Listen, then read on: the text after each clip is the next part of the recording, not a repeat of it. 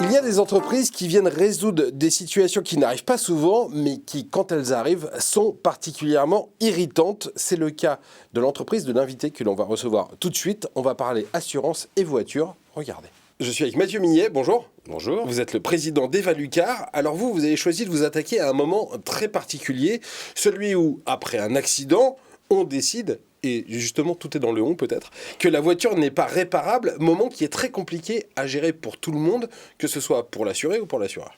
Exactement. Alors, normalement c'est l'expert qui décide, en tout cas qui fait le choix de la proposition. Et alors, faut mettre un petit peu de contexte, on parle d'1 million de sinistres non réparables par an, sur à peu près 8,5 millions de sinistres gérés. Et 2 raisons de non-réparabilité, soit pour des raisons techniques, un véhicule trop accidenté, soit pour des raisons économiques. La réparation coûte plus cher que la valeur du véhicule. Et à ce moment-là, effectivement, on nous préconise souvent de ne pas faire réparer le véhicule et de procéder à sa cession auprès de la compagnie d'assurance. Alors, comment vous faites pour rendre ce moment finalement plus facile à gérer pour tout le monde, sachant que quand on a une voiture ou une moto qui est pas réparable, on perd son moyen de locomotion et que généralement, c'est pas le moment le plus joyeux d'une vie. Ouais, et ça dure très longtemps et trop longtemps. En fait, aujourd'hui, il y a 2 points d'achoppement concrètement sur l'expérience client là-dessus, qui est très mauvaise. Il faut savoir que c'est la plus mauvaise en fait. Le premier, c'est la fameuse valeur de remboursement, qu'on appelle de manière barbare la VRAD. Et donc aujourd'hui, il y a beaucoup de défiance par rapport à cette valeur qui est présentée de manière très opaque aux assurés. Et c'est le premier service qu'on a créé en 2013. Petit nom de code chez nous, on l'appelle pricing, et qui permet, à la différence de ce qui est fait aujourd'hui, de présenter cette valeur de manière très transparente, ultra pédagogique, simplifiée, de manière à ce qu'un assuré puisse vraiment comprendre comment sa valeur a été calculée. Et on essaie de créer de l'adhésion plutôt que de la défiance.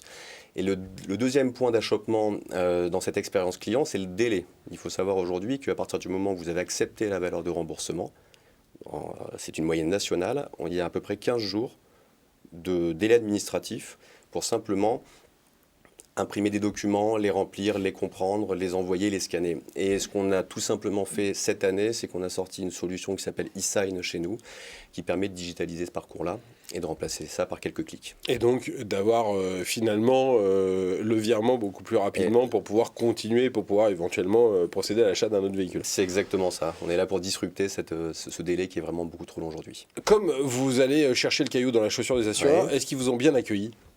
Oui. Alors la réponse est oui. Alors, c'est un secteur qui est très difficile parce que pour faire simple, vous avez 10 assureurs qui font 90% du marché. Donc c'est un marché qui est très normé, qui est très fermé.